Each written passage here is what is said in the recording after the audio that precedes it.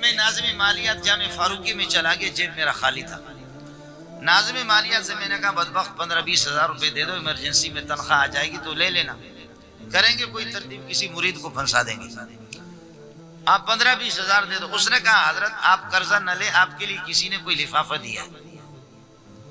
میں نے کہا بابا مجھے 15-20 ہزار چاہیے، لفافہ سے میرا کیا ہوگا؟ اس نے کہا یہ لفافہ میں نہیں جانتا، ایک بندہ آیا، اس نے کہا 2 مہینے سے میں امریکہ سے آیا ہوں، اب میں واپس امریکہ جا رہا ہوں، مولوی مینگل سے ملنا ہے مجھے، لیکن آپ نہ مل سکے تو وہ چلا گیا اور یہ لفافہ دیا۔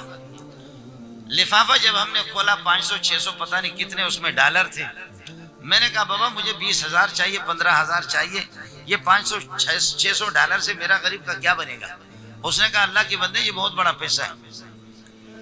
میں نے تصدیق نہیں کی، اس نے کہا آپ تھوڑی دیر صبر کرو، آدھا پونا گھنٹے کے بعد میں مسلم کمرشل بینک سے ہو کر کے آ رہا ہوں، پھر آپ کو بتا دوں گا۔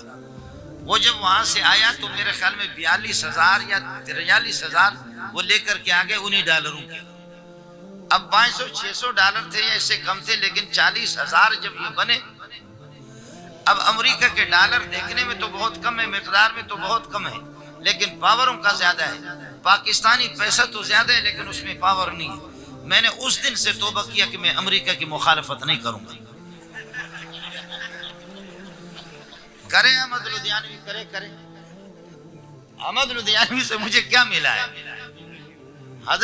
حضرت کرے مخالفت کرے، اورنگزیب فاروقی کرے، میں امریکہ کی مخالفت نہیں کرتا۔ مجھے اس دن سے پتہ چل گیا کہ یہ مولوی خامخواہ ان کو ملتا ہی نہیں ہے کچھ، اس وجہ سے یہ اس کی مخالفت کر رہے ہیں۔ امریکہ کا پیسہ بظاہر کم ہے لیکن پاور اس کا زیادہ ہے۔ پاکستانی پیسہ چاہے جتنا زیادہ ہے لیکن بھوسے کی طرح اس میں پاور نہیں ہے۔